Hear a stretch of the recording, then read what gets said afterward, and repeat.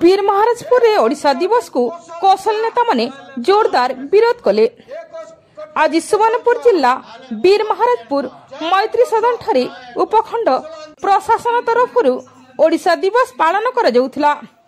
हठात कौशल सहन समिति पहुंची ओडिशा दिवस पालन को तीव्र विरोध कले। कहले उत्कल फुत्कल नाई चले, उत्कल दिवस डाउन डाउन।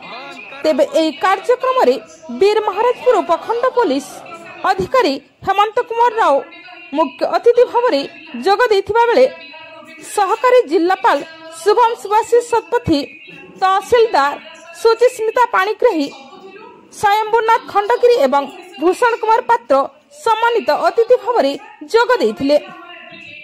मुख्य वक्ता भाव में वीर महाराजपुर महाविद्यालय अध्यक्ष डॉक्टर हिमांशु शेखर पाढ़ी ओडिशा दिवस तात्पर्य उपरे आलोचना करिथिले।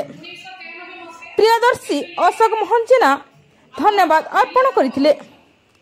कार्यक्रम रे व्यापक पुलिस थिबा सत्ते कौशल राज्य समन्वय समितिर आवाहक किशोर होता, आईनजीवी आश्रय महानन, नीलकमल मिश्र, ब्रजगोपाल पंडा, पृथ्वीराज जगदला प्रमुख तीव्र विरोध प्रदर्शन करने सह जय कौशल नाराबाजी करथिले। स्वतंत्र कौशल प्रदेश दाबी करथिले। तेबे सरकार ए कथा को सुनिबे कि नहीं आगामी दिन रे आमे जानि परिबा।